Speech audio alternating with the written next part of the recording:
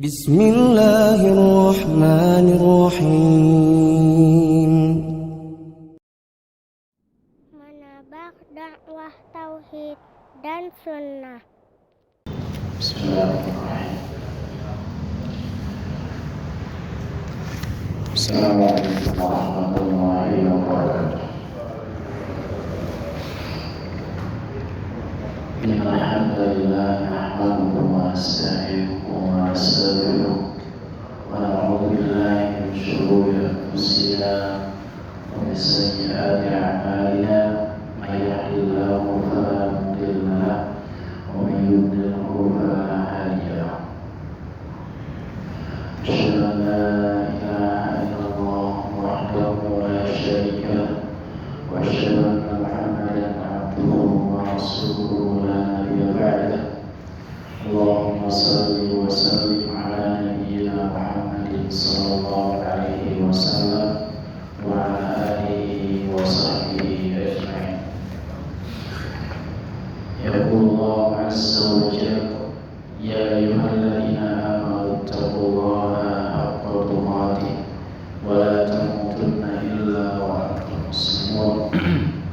Ya ayyuhan nasu taqu rabbakum alladzi khalaqakum min nafsin wahidah wa khalaqa minha zawjaha wa bassa minhuma rijalan katsiran wa nisaa wattaqullaha alladzi tasaaluna bihi wal arham innallaha kana 'alaykum raqiba. Ya ayyuhalladzina amanu taqullaha wa qulu qawlan sadida يصلح لكم أعمالكم ويغفر لكم ذنوبكم ومن يطع الله ورسوله فقد فاز فوزا عظيما. أما بعد فإن أصدق الحديث كتاب الله وخير الهدى هدى نبينا محمد صلى الله عليه وسلم وشر الأمور محدثاتها فإن كل محدثة بدعة وكل بدعة ضلالة وكل ضلالة في النار. أيها الإخوة رحمكم الله insyaallah kita kajian kita yakni risalah al-qawaid al-arba', 4 kaidah di dalam memahami kesyirikan yang ditulis oleh Syekh Muhammad bin Abdul Wahhab rahimahullahu ta'ala. Bawakannya bukunya dibawakan ya, bukunya masih dipakai dengan bagian mata.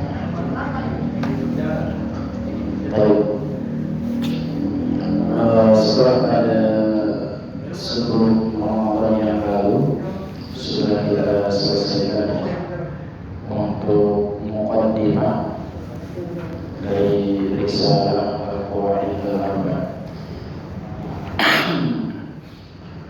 Sudah kita bahas di antaranya muqaddimah yang disampaikan oleh Syekh Muhammad bin Abdul Wahhab, kemudian penjelasan bahwasanya al-hanifiyah millatu Ibrahim, kemudian juga penjelasan tentang ibadah yang berarti tauhid, kemudian tentang perkara yang wajib kita ketahui tentang kesyirikan.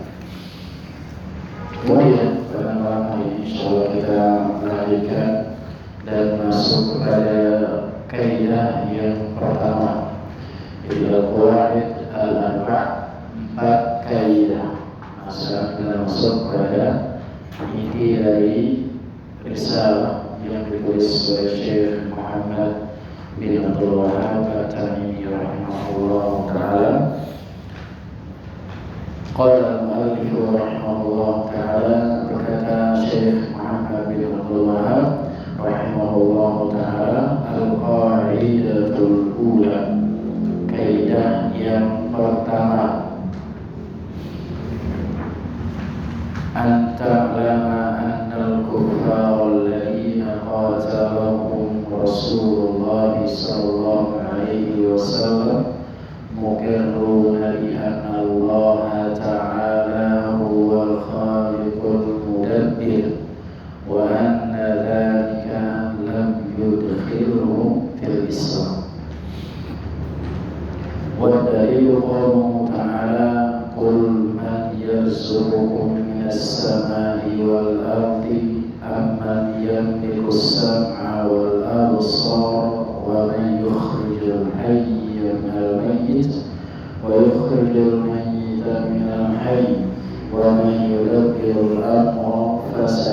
yaquluna Allah faqul afala tattaqun. Surah Yunus ayat yang ke-31.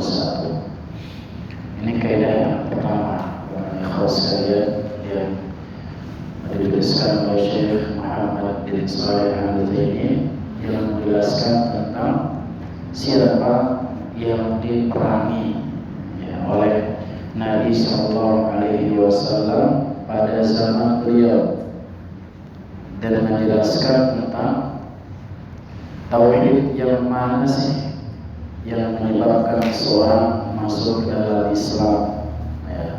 Kaidah yang pertama sini beliau mengatakan anta'lam, agar kau mengetahui annal kuffar, bahwasanya orang-orang kafir yang dimaksud di sini adalah kuffarul Arab, orang kafir pada orang-orang Arab dahulu yang diperangi oleh Nabi Sallallahu Alaihi Wasallam. Alladzina qatalahum Rasulullah, yang diperangi oleh Rasulullah Sallallahu Alaihi Wasallam. Mukirruna bi anna Allah Ta'ala, mereka meyakini bahwasanya Allah Subhanahu wa Ta'ala huwal khaliq al-mudabbir, bahwasanya Allah Subhanahu wa Ta'ala yang Maha Pencipta dan Allah Subhanahu wa Ta'ala yang mengatur segala urusan. Jadi ini maksudnya adalah meyakini tauhid ar-rububiyah. Kalau kita kembali kepada pembagian tentang tauhid, apakah keyakinan yang diyakini oleh orang-orang musyrik atau orang-orang kafir yang diperangi oleh Nabi Sallallahu Alaihi Wasallam dahulu menyebabkan mereka masuk dalam Islam atau tidak? Jadi ini pertanyaannya, apakah cukup ketika seorang meyakini Allah yang mengatur, Allah yang menciptakan, Allah yang memberi rezeki, apakah mereka masuk dalam agama Islam? Beliau mengatakan wa anna dzalika lam yudkhilhum fil Islam. Keyakinan tersebut bahwasanya Allah yang mencipta, Allah yang mengatur, Allah yang memberi rezeki tidak memasukkan mereka ke dalam Islam. Kalau mereka meyakini ketiga poin tadi, tauhid rububiyah, masuk dalam Islam, Nabi SAW tidak akan memerangi mereka, akan membiarkan mereka beribadah sesuai dengan keinginan mereka. Akan tetapi semacam itu tidak membuat mereka masuk dalam Islam. Oleh karenanya diperangi oleh Nabi SAW menegakkan agar satu-satunya yang diibadahi oleh Allah Subhanahu wa Ta'ala. Artinya memerangi bahwasanya agar mereka beribadah kepada Allah Subhanahu wa Ta'ala, agar yang diibadahi hanya Allah Subhanahu wa Ta'ala semata.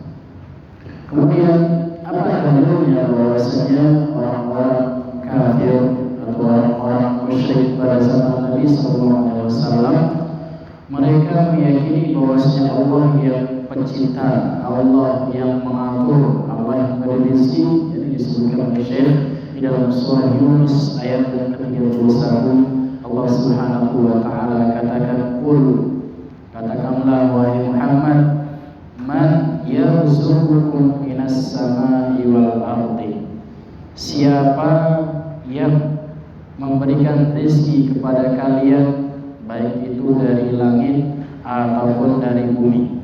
Apa contohnya rezeki yang turun dari langit, ikhwas sekalian? Hujan diantaranya. Hujan air atau ada yang hujan emas? Ada ya, belum ada. Atau di iklan itu ada yang hujan uang, tapi belum pernah ada. Oh pernah ya, yang viral itu ya, siapa namanya, Crazy Rich, uang, hujan uang juga bisa.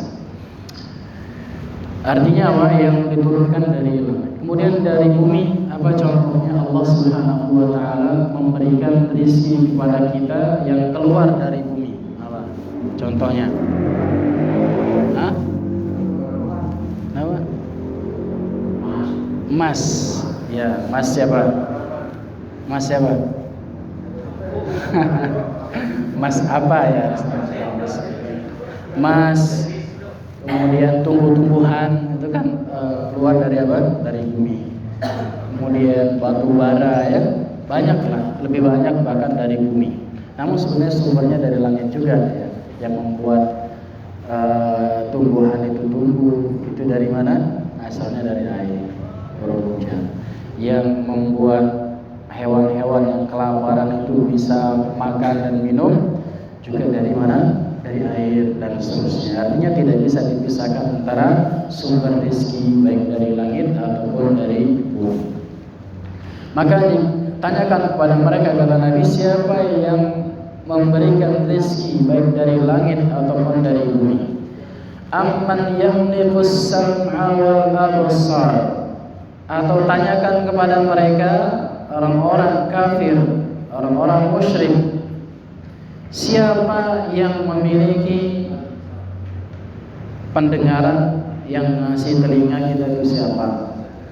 Kemudian yang memberikan kita penglihatan. Waman yukhrijul hayya minal mayyit. Siapa yang menghidupkan yang mati? Wa yukhrijul mayyita minal hayy. Sebaliknya, atau yang mematikan yang hidup. Waman yudabbirul amra. Siapa yang mengatur alam semesta ini, yang menerbitkan matahari dari timur kemudian tenggelam di barat tepat waktu ya, yang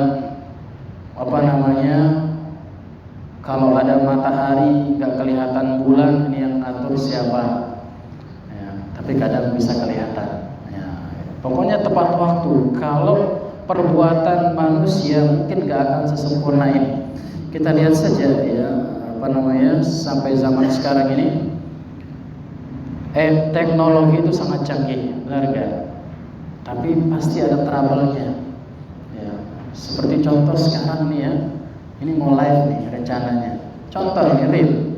Sebenarnya elektronik itu berkembang, tapi orangnya nggak bisa dilakukan ya. Adapun Allah Subhanahu wa Ta'ala nggak butuh siapa-siapa yang bisa membantu untuk mengatur segala sesuatu. Jadi juga diantara tujuan orang yang meninggal dunia kemudian dikuburkan, bahkan di Saudi itu beberapa tahun kemudian diganti mayatnya itu karena jumlah penduduknya itu harus sama para jamaah ya. Jadi yang mati dengan yang hidup itu hampir sama. Jadi ada orang mati sekarang, pasti ada orang lahir ya. Ada orang lahir. Ini yang ngatur siapa ini? Yang ngatur, bahkan Allah Subhanahu wa Ta'ala tahu daun-daun yang berjatuhan itu diatur oleh Allah Subhanahu wa Ta'ala. Kapan dia jatuh, kapan dia tumbang pohonnya dan seterusnya. Ini adalah ditanyakan kepada mereka, wahai Muhammad, fasayaquluna Allah. Mereka akan mengatakan siapa? Allah yang mengatur semua itu. Ya. Kalau ditanyakan kepada orang-orang musyrik zaman dahulu, siapa yang memberi rezeki? Allah.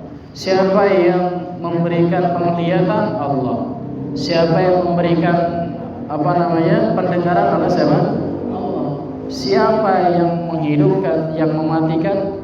Gak ada di muka bumi ini yang mengaku bisa menghidupkan dan bisa mematikan kecuali satu orang. Siapa yang tahu? Dajjal. Belum, memang udah lahir Dajjal. Nanti Dajjal akan muncul di Indonesia kajian. Siapa?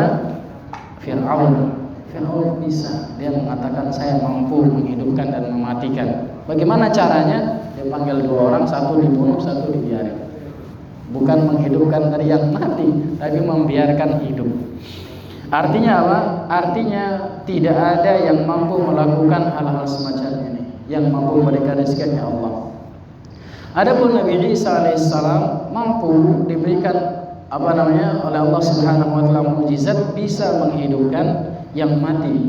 Namun itu tidak semua orang yang mau dihidupkan. Tapi siapa saja yang diizinkan oleh Allah Subhanahu wa Ta'ala. Ini membedakan antara Allah dengan Rasulullah, antara Allah dengan makhluknya.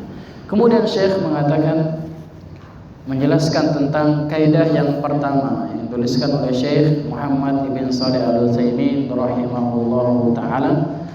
Al-qaidatul ula an ta'rifa anna al-kuffar alladziina qatalahum Rasulullah sallallahu alaihi wasallam, bahwasanya orang-orang kafir yang diperangi oleh Nabi sallallahu alaihi wasallam kanu muqirrina bi tauhidir rububiyah. Mereka meyakini tauhid rububiyah. Bahkan zaman dahulu para jamaah, kalau ada orang-orang kafir, orang-orang musyrik itu sedang kejepit, ya, sedang terhimpit susah, tidak bisa lagi minta tolong kepada siapa, mereka berdoa kepada Allah. Ya, mereka berdoa kepada Allah Subhanahu wa taala agar apa? Agar dibantu kesulitannya. Namun ketika mereka sudah dibantu, mereka kembali musyrik. Ya, mereka kembali apa? Beribadah kepada Tuhan-Tuhan mereka. Adapun zaman sekarang para jamaah, mau susah mau senang perginya kemana? Ke dukun. Ya. Mau nyalek perginya kemana? Ke dukun. Ya. Atau ke mana gitu yang dianggap pintar. Ada yang mau kaya kemana? Ke dukun. Padahal dukunnya miskin. Sebenarnya nggak masuk akal sebenarnya orang-orang yang pergi ke dukun, tukang ramal ataupun misalnya ini, kalau berpikir secara jernih nggak masuk akal. Sakit misalnya pergi ke dukun, padahal dukunnya terkadang nggak bisa jalan. Ya. Mau punya anak pergi kemana? Ke dukun, dukunnya mandul. Banyak dukun itu mandul. Karena kalau mau ditelisik, sebagaimana dituliskan oleh para ulama, di antara ritual dukun itu adalah mempersembahkan keturunan mereka. Ya, mempersembahkan siapa? Gak punya anak. Jadi kalau ada janin dipersembahkan kepada jin misalnya. Ini mereka gak punya anak. Banyak orang pergi ke dukun. Tujuannya apa? Biar punya anak. Padahal apa? Dukunnya tidak bisa punya anak. Ya, saya punya ada saya kenal ya seorang yang dia memang kerjaannya diantaranya adalah ya ada orang datang ke dia. Kalau mau nikah biar langgeng pergi ke sana dimandikan, mau punya anak pergi ke sana. Padahal saya tahu orang ini dia udah beberapa kali menikah nggak pernah punya anak. Setelah berpisah dari orang ini dia bisa punya anak dengan laki-laki yang lain. Kemudian orangnya miskin, ya, nggak kaya. Kalau mau dibilang langgeng, bagaimana mau langgeng? Udah berpisah berkali-kali. Tapi itulah syaitan selalu menghiasi agar seseorang melakukan kesyirikan.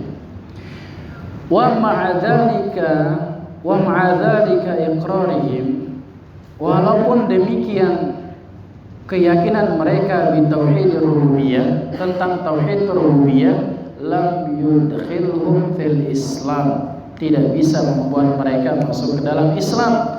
Walam yuharrim dima'ahum wala amwalahum, dan tidak pula membuat darah-darah mereka menjadi terjaga, tetap diperangi oleh Nabi SAW. Tidak pula harta-harta mereka terjaga. Kalau diperangi kemudian mereka kalah, ghanimah, diambil hartanya. Ya. Kalau keyakinan tentang rububiyah ini dianggap masuk Islam, tidak mungkin diperangi oleh Nabi dan juga tidak mungkin diambil hartanya oleh Nabi dan para sahabat ketika itu. Ini menunjukkan apa? Ini menunjukkan bahwasanya keyakinan tentang rububiyah semata tidak bisa menjadikan seorang menjadi apa? Islam. Ya, kita lihat bahwasanya paman-paman Nabi saja ya masuk ke dalam apa?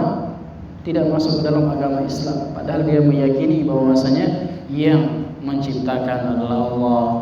Kemudian bahkan mereka ada sebagian yang meyakini Nabi ini adalah benar-benar Nabi, tapi nggak mau mengucapkan dua kalimat syahadat. Kalau seorang sudah mengucapkan dua kalimat syahadat pada zaman dahulu, mereka sudah tahu konsekuensinya.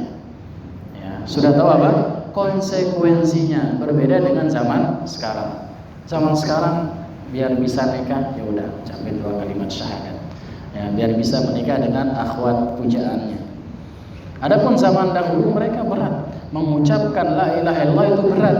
Karena tahu konsekuensinya. Kalau sudah mengucapkan demikian, maka semua Tuhan-Tuhan yang dia sembah, yang diibadahi semuanya pasti batal. Tidak boleh diibadahi lagi kalau sudah mengucapkan apa? La ilaha illallah tadi. Kemudian fadalla ala anna at-tauhid laisa huwal iqrar bir-rububiyyati faqat. Ini menunjukkan bahwasanya tauhid bukan hanya sekedar meyakini tentang rububiyah saja. Jadi yang dimaksud dengan tauhid ini bukan hanya sekedar meyakini Allah Maha Pencipta. Jadi ada 3 terkumpul dalam 3 garis besar. Apa itu tauhid rububiyah? Meyakini bahwasanya Allah Maha Pencipta, Allah Maha Pengatur, Allah Maha Memiliki. Sudah lupa pelajaran tauhid, kitab tauhid bab-bab yang awal dijelaskan di situ di muqaddimah. Ya nanti di murajaah kembali ya. Udah pandemi jarang murajaah. Wa anna syirka laisa huwa syirku fi rububiyyati faqat. Dan yang dimaksud dengan kesyirikan ini bukan hanya kesyirikan di dalam rububiyah saja. Orang yang dikatakan musyrik bukan sekedar orang yang meyakini ada pencipta selain Allah, ada pengatur selain Allah, ada pemilik selain Allah, bukan hanya ini. Yang meyakini demikian juga dikatakan musyrik, tapi bukan sekedar keyakinan itu. Misalkan ada yang meyakini penjaga pantai laut selatan itu adalah Nyi Roro Kidul misalnya, yang mengatur Nyi Roro Kidul, ini musyrik. Musyrik dalam apa? Musyrik dalam rububiyah. Bahwasanya yang menjaga dan mengatur ombak segala macam Nyi Roro Kidul misalkan, contoh. Masih ada nggak keyakinan kayak gitu? Dulu waktu kita masih kecil ya, nggak tahu sekarang tontonannya udah beda anak-anak zaman sekarang. Tontonannya nggak tahu apa namanya itu, game-game segala macam. Jadi kalau ada yang meyakini ketiga tadi, ada yang membantu Allah atau ada yang melakukannya selain Allah, dia juga dinamakan musyrik. Tapi bukan hanya sekedar itu saja. Kemudian apa kata Syekh? Bal laisa hunaka ahadun asyraq fil rububiyyah. Bahkan beliau katakan tidak ada satupun yang meyakini kesyirikan semacam itu. Ketiga poin tadi hampir semua manusia meyakini itu adalah Allah yang melakukannya. Hampir semua, kecuali ada 1, 2 atau 3 orang saja. Di antaranya tadi Fir'aun yang kita sebutkan. Kemudian nanti di akhir zaman ada nama Dajjal dan yang semisal dengan mereka. Illa syawadun minal khalq, kecuali yang melenceng. Manusia-manusia, makhluk-makhluk yang melenceng dari apa? Dari fitrahnya. Ya, secara fitrah, kalau kita tanya orang-orang yang belum belajar, anak-anak kecil ya, yang belum belajar tentang filsafat, belum belajar tentang yang semisalnya, tanya siapa yang menciptakan adalah siapa? Allah Subhanahu wa ta'ala. Siapa yang ngasih kamu rezeki? Kalau dia enggak mengatakan bapak dan ibu, ya Allah. Yang dia tahu kan yang ngasih dia uang itu rezeki. Siapa yang ngasih kamu rezeki? Bapak saya yang dikasih uang jajan yang seterusnya. Tapi dia meyakini bahwasanya Allah Subhanahu wa ta'ala yang mengatur, mencipta dan beri rezeki. Wa illa fakullul umam tuqirru bi tauhidir rububiyyah. Akan tapi bahwasanya semua umat, semua manusia secara umum mereka meyakini tentang rububiyahnya Allah Subhanahu wa ta'ala. Ini yang harus kita garis bawahi, bahwasanya meyakini tauhid rububiyah saja tidak bisa serta-merta menjadikan seorang menjadi agama Islam. Harus mengucapkan 2 kalimat syahadat dan meninggalkan kesyirikan baik dalam rububiyah, kemudian dalam uluhiyah, kemudian dalam asma was sifat. Dalam asma was sifat. Kemudian wa tauhidur rububiyah. Adapun yang dimaksud dengan tauhidur rububiyah, boleh dicatat ya. Yang dimaksud dengan tauhidur rububiyah huwal iqraru bi anna Allah huwal khaliqur raziq. Meyakini bahwasanya Allah Subhanahu wa ta'ala saja yang menciptakan. Kemudian ar-raziq yang memberi rizki.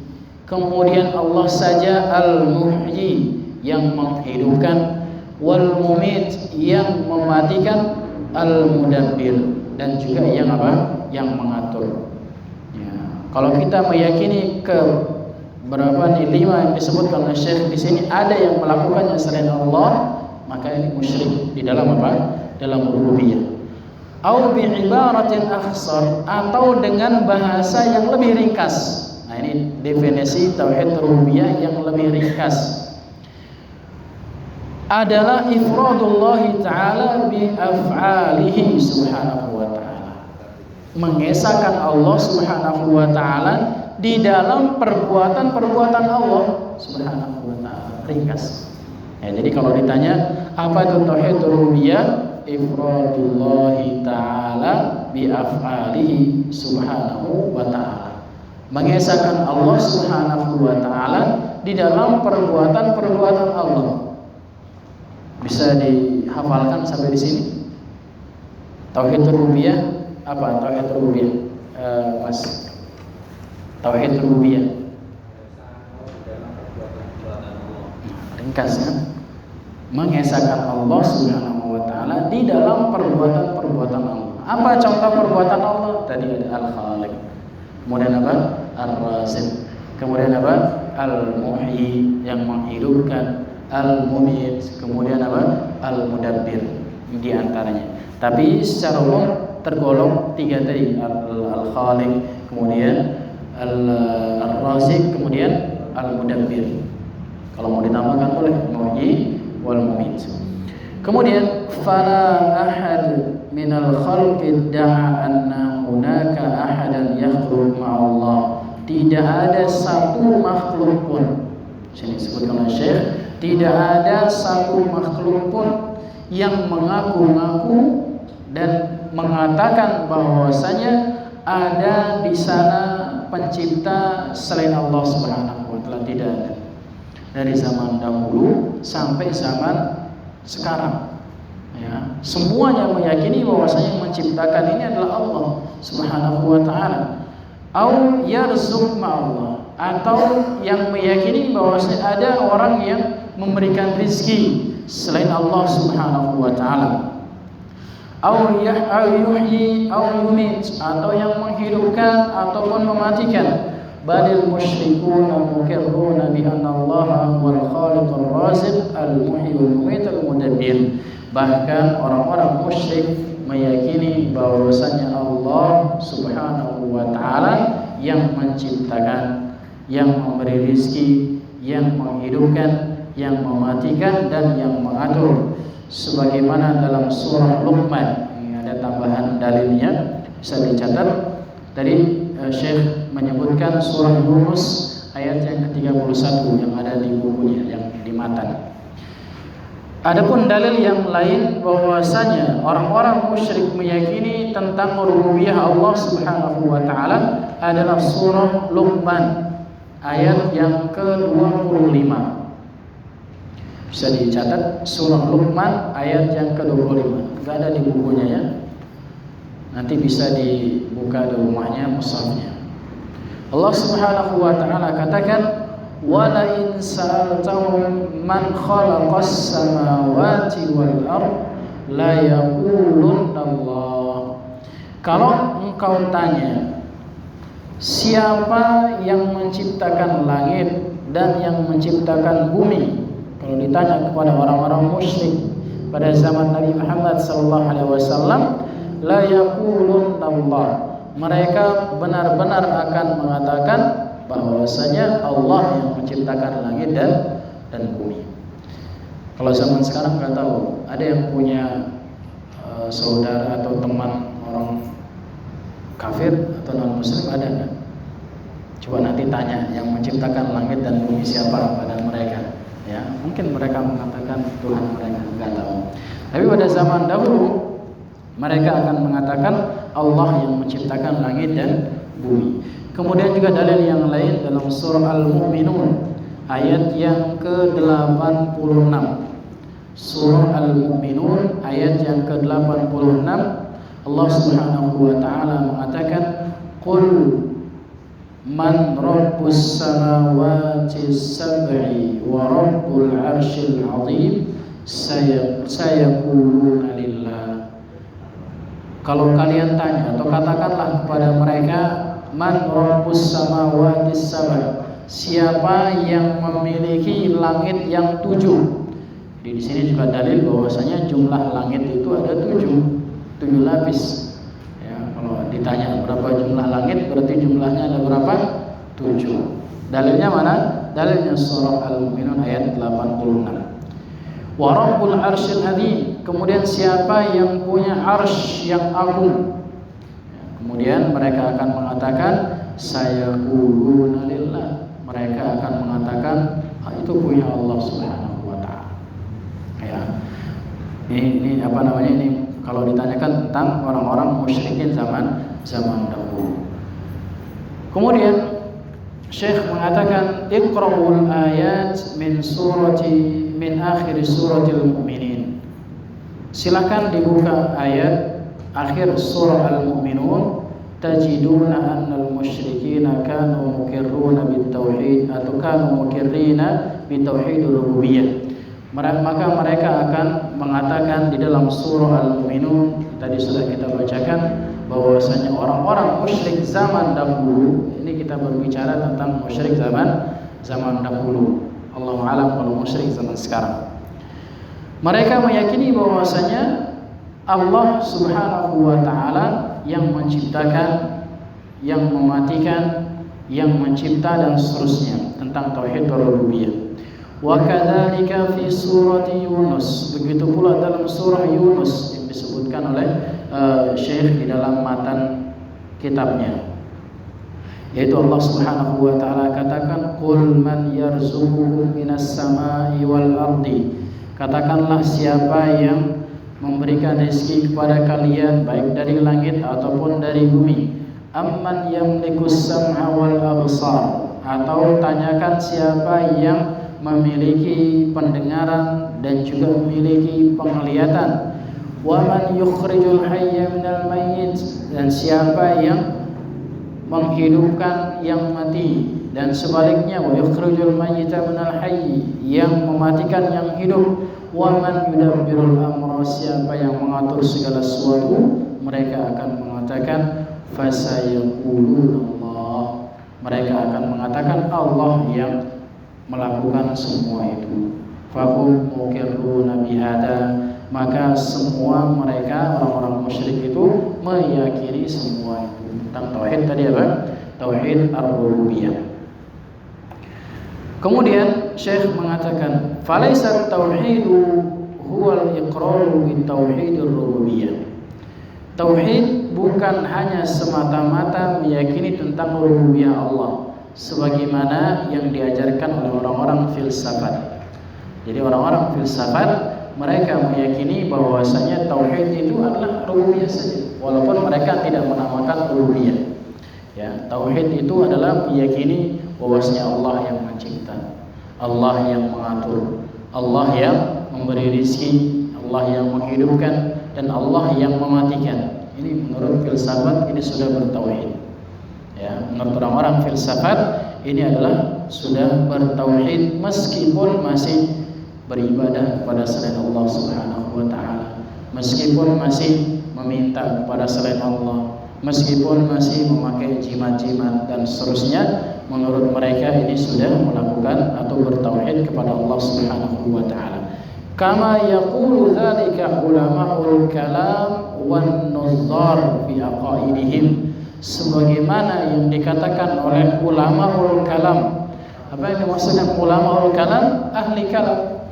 Ya, ahli kalam. Adapun nuzzar ya mirip-mirip, yang dimaksud filsafat yang banyak ngomong ya. Yang hanya modal apa? Modal pandai berbicara saja fi aqaidihim, di dalam akidah-akidah mereka, di dalam keyakinan-keyakinan mereka. Oleh karena kalau kita dapati orang-orang yang mengajari tauhid, yang hanya mengajarkan tentang tauhid pencipta saja, pengatur saja, atau secara umum tentang rububiyah, ini biasanya tidak masuk pada tauhid al-uluhiyah. Ya, yang punya tauhid uluhiyah dan asma wa sifat ini cuma salafi saja kata mereka. Ya. pembagiannya itu cuma dibagi oleh orang-orang salafi misalkan, maka ini tidaklah benar.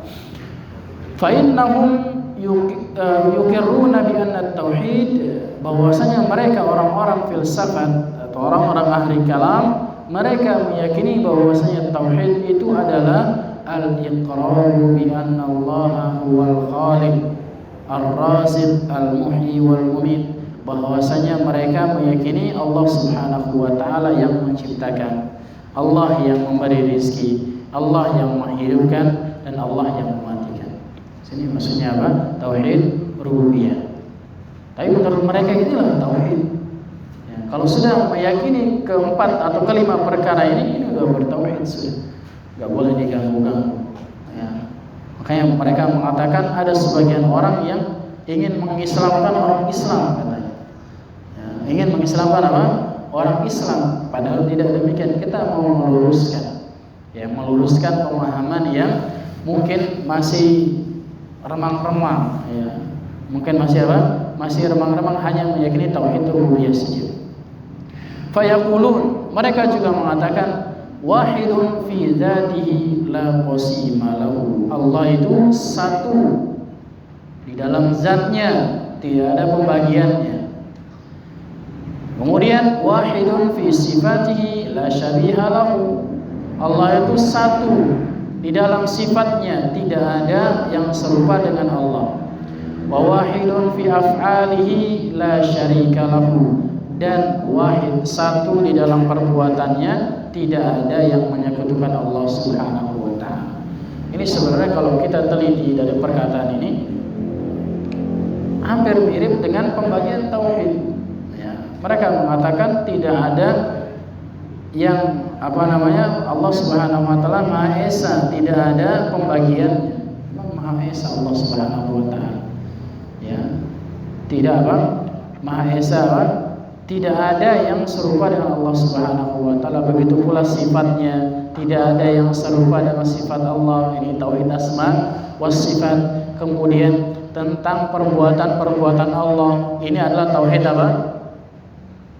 Mas, akhi, ini lagi ditanya tentang perbuatan-perbuatan Allah, ini tauhid apa? Rububiyah, bisa juga asma wa sifat. Ini termasuk apa? Jadi ada pembagian tauhid menjadi dua. Ada membagi menjadi tauhid perbuatan Allah, ada yang tauhid uluhiyah, tauhid al-qasd. Jadi tauhid ini tidak dipatok pasti dibagi tiga para jamaah. Tergantung pemahamannya, tergantung konteksnya mau ngomong sama siapa. Intinya yang tiga itu, walaupun dibagi menjadi dua, nanti intinya ada tauhid rububiyahnya, ada tauhid uluhiyahnya, ada tauhid asma was sifat. Apa tujuannya kok tauhid ini dibagi menjadi tiga? Ini untuk mempermudah di dalam pemahaman. Pada asalnya tauhid adalah satu-satu, la ilaha illallah. Tapi seiring berjalannya waktu ada yang menyimpangnya di ibadahnya, makanya dinamakan tauhid uluhiyah. Dia melakukan kesyirikan di dalam uluhiyah, begitu pula dalam tauhid yang lain. Wa hadza huwa tauhidur rububiyah. Keyakinan yang diyakini oleh orang-orang filsafat atau orang-orang ahli kalam ini adalah tauhid ar-rububiyah. Kita semua juga meyakini bahwasanya Allah Subhanahu wa taala yang menciptakan, Allah yang memberi rezeki dan seterusnya, sebagaimana diyakini oleh orang-orang filsafat. Irji'u ila ayyi kitabin min kutubi ulama'il kalam. Maka Syekh Shalih Fauzan mengatakan, kalau kita teliti kembali kepada kitab-kitab yang ditulis oleh orang-orang ahli kalam, para ulama ahli kalam, tajiduna, kamu akan mendapati la yakhrujuna an tauhidir rububiyah. Mereka kalau sedang menjelaskan tentang tauhid, selalu yang dibahas adalah tauhid rububiyah. Wa hadza laisa huwa at-tauhid alladhi ba'atha Allahu bihi ar-rusul. Ini bukanlah tauhid yang diutus para rasul. Sebelum Nabi diutus sudah meyakini itu orang-orang musyrik, bahwasanya Allah yang mencipta itu sudah meyakini mereka. Ya, sudah meyakini tentang tauhid ar-rububiyah. Akan tapi para nabi dan para rasul diutus sebagaimana Allah Subhanahu wa taala katakan, wa laqad ba'atsna fi kulli ummatin rasulan Apa tujuannya? Ani'budullah, terus wajtanibut taghut. Tujuan diutusnya Rasul bukan untuk mengajarkan orang-orang kafir dahulu atau orang-orang musyrik zaman dahulu tentang tauhid rububiyah, bukan. Tapi untuk mengajak beribadah kepada Allah. Kemudian yang kedua, untuk memberantas kesyirikan. Salah satunya adalah tauhid tadi. Kita lanjutkan insyaallah setelah jawab adzan.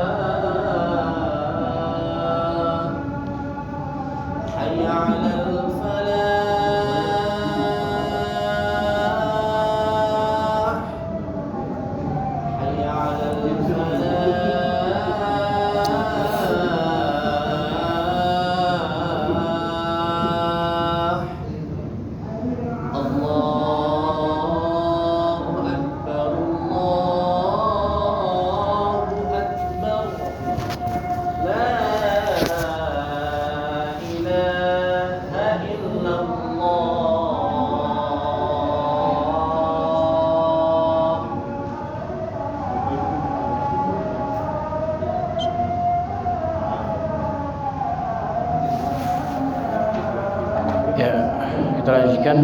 Tadi kita sampai di tujuan diutusnya Rasul bukan hanya untuk menegakkan tauhid ar-rububiyah, bahwasanya orang-orang kafir atau orang musyrik yang didakwahi oleh Nabi sallallahu alaihi wasallam dan para nabi-nabi sebelumnya adalah mereka meyakini tentang tauhid ar-rububiyah.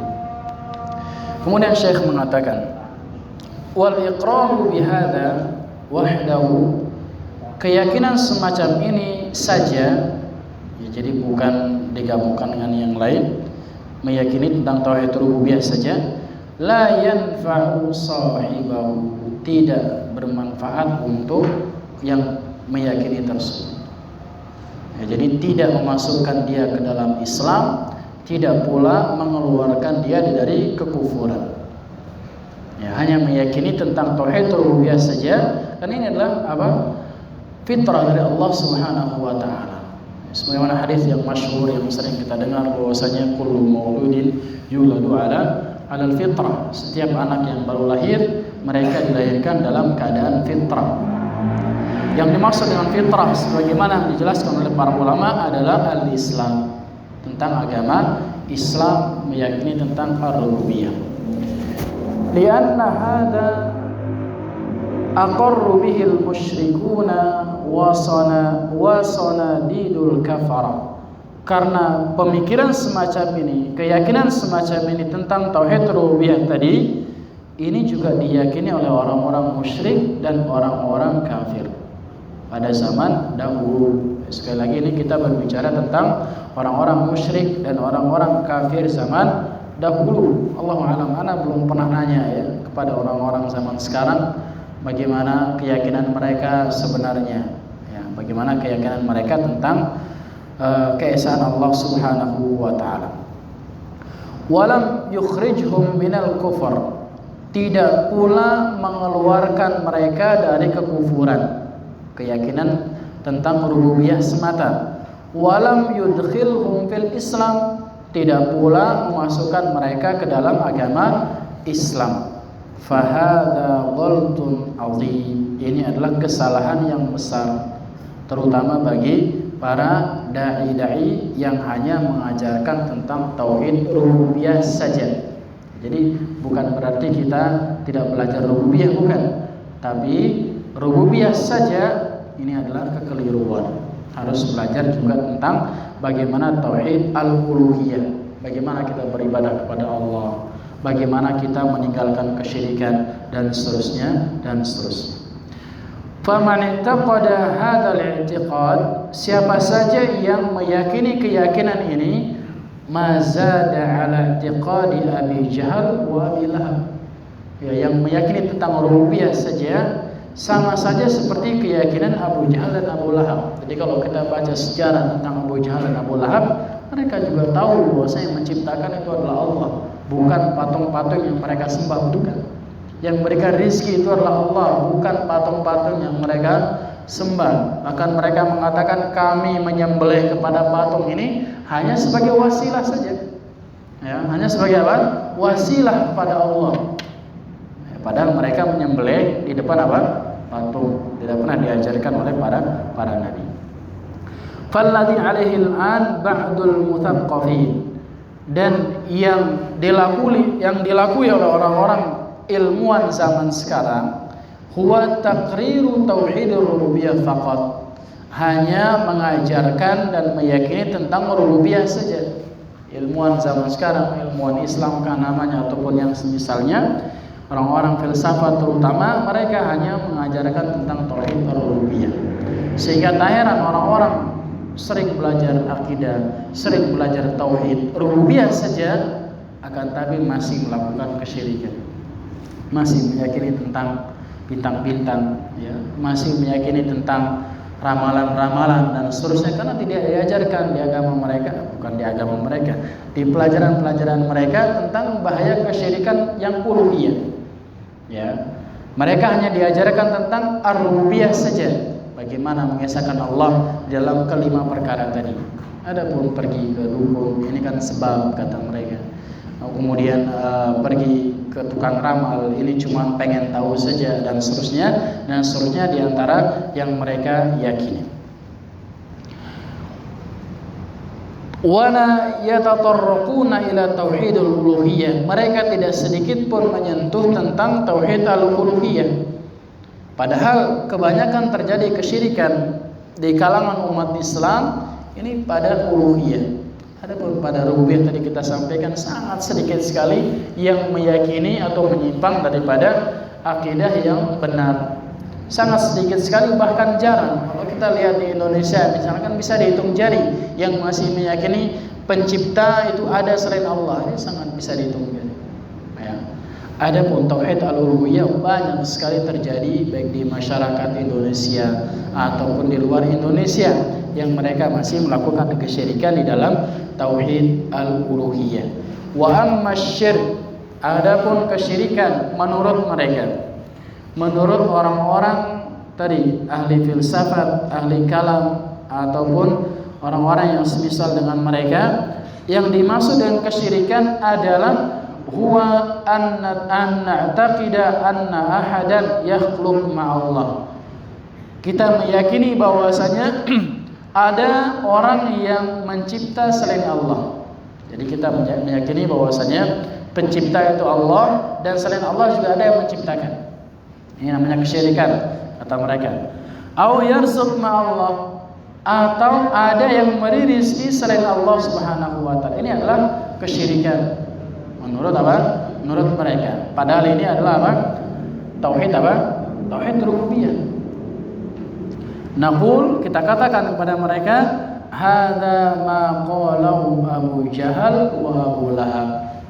Ini sama persis seperti yang diucapkan oleh Abu Jahal dan Abu Lahab.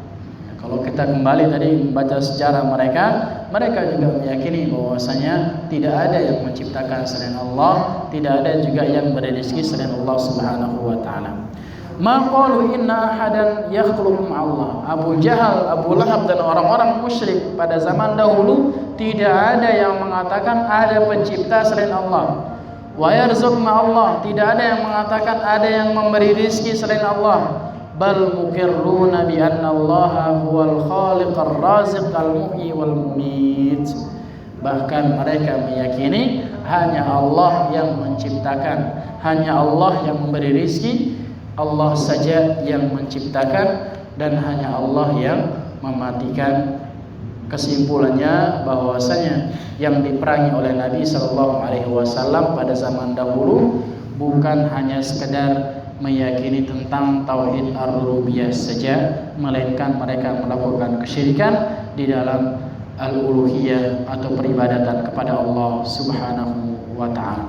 Kalau ringkasnya tadi tentang tauhid rububiyah adalah berkaitan dengan perbuatan-perbuatan Allah. Kita mengesahkan tentang perbuatan-perbuatan Allah. Adapun tauhid al-uluhiyah adalah berkaitan dengan perbuatan makhluk. Ya, jadi jangan sampai kebalik. Tauhid rububiyah mengesahkan Allah Subhanahu wa taala pada perbuatan Allah. Adapun tauhid al-uluhiyah mengesahkan perbuatan hamba kepada Allah Subhanahu. Karena tauhid uluhiyah berkaitan dengan apa? Ibadah.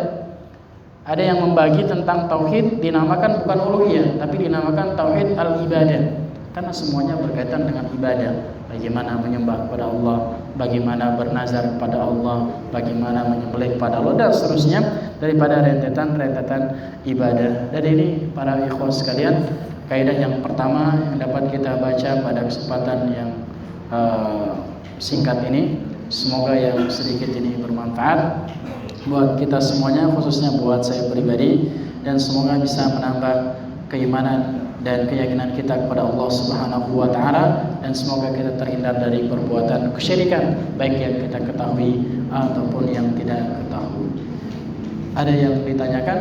Kalau nggak ada, kita cukupkan sampai di sini.